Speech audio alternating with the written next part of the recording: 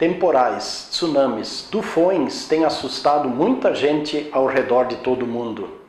Também aqui no Rio Grande do Sul, os temporais e as chuvas da semana passada assustaram, destruíram e mataram. E o que dizer então do super tufão das Filipinas? Em poucos minutos arrasou cidades, matando milhares de pessoas. No entanto, talvez as cenas mais marcantes que ainda estão presentes em nossa mente são aquelas relacionadas às ondas gigantes lá no Japão, há 2 anos atrás. Ondas que arrastaram casas, prédios, carros, barcos, como se fossem de papel, e mataram milhares de pessoas. Seriam estes sinais de que o fim está chegando? A Igreja Cristã vive mais uma vez o final de um ano religioso, e a proximidade do Advento aponta para o início de um novo ano. Nesse período, são comuns as leituras bíblicas que apontam para o fim, para as coisas do fim. E um exemplo disso é a leitura do Evangelho de Lucas, capítulo 21. Nesse Evangelho nós encontramos relatada a profecia de Jesus, onde ele prediz a destruição do Templo de Jerusalém. Fato esse que efetivamente ocorreu no ano 70 da era cristã. E partindo desse fato, Jesus vai mais longe e anuncia também o fim deste mundo material e a sua volta em glória. E o quadro que o Senhor Jesus pinta não é nada agradável, porque ele fala em terremotos, ele fala em guerras, ele fala em epidemias, fome, ele fala em sinais no céu, ele fala em coisas espantosas, ele fala no bramido das ondas e do mar. E continuando a leitura do Evangelho de Lucas, nós observamos que repentinamente o Senhor Jesus muda o foco de sua conversa. Ele deixa de falar em sinais e se preocupa com as pessoas. Ele conta a parábola da figueira e então foca as pessoas, porque na verdade no centro de todos estes acontecimentos estarão pessoas. Pessoas que sofrem, pessoas que perdem seus bens, pessoas que morrem. E preocupado com as pessoas, Jesus fala palavras de consolo e de advertência. Palavras de consolo porque, na verdade, o fim deste mundo material representa para os cristãos o início da vida plena, da vida perfeita no novo céu e na nova terra que o Senhor fará surgir.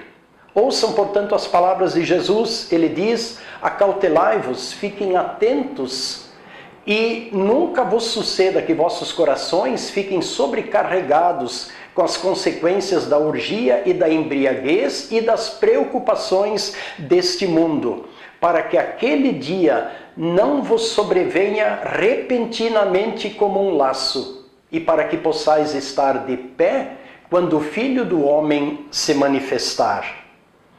Estas palavras de Jesus, além de serem advertência e encorajamento para os cristãos, elas também mostram como normalmente o ser humano reage diante destes assuntos relacionados ao fim.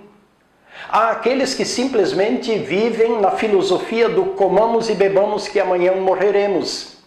E então têm seus corações sobrecarregados com as consequências de uma vida sem regras, de uma vida sem propósito e de uma vida sem felicidade. Ao lado destes estão aqueles que têm seus corações tão sobrecarregados com as preocupações do dia a dia, preocupações com família, com trabalho, com emprego, com sustento, com projetos, que sequer tiram tempo para pensar no assunto. Mas há também aqueles que se assustam diante das palavras de Jesus e têm seus corações sobrecarregados com preocupações, ansiedades e medo. No entanto, seja qual for a reação do ser humano, a palavra do Senhor Jesus é uma só. Fiquem vigiando e orem, para que vocês possam estar de pé na presença do Filho do Homem quando ele vier. É importante lembrar que o fim do mundo pode ainda demorar milênios. No entanto, individualmente para cada ser humano, o fim do mundo virá no dia da sua morte. Por isso, vigiar é fundamental. Mas o que é vigiar? Vigiar significa estar atento ao que acontece no mundo e ao nosso redor, e então considerar a palavra de Deus. Porque nestas questões não vale o que nós pensamos.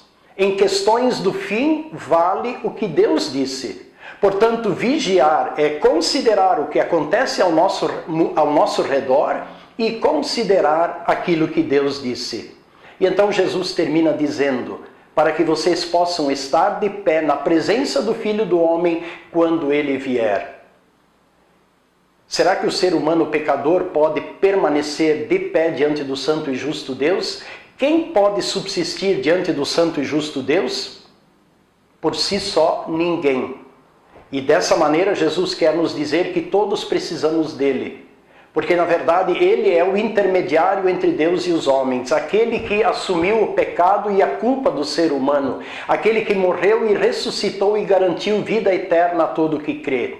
Portanto, vigiar significa confiar em Jesus. Só permanecerá em pé, só subsistirá aquele que tem Jesus. Confia em Jesus. Ele é a sua segurança para a vida terrena e para a vida eterna. Amém.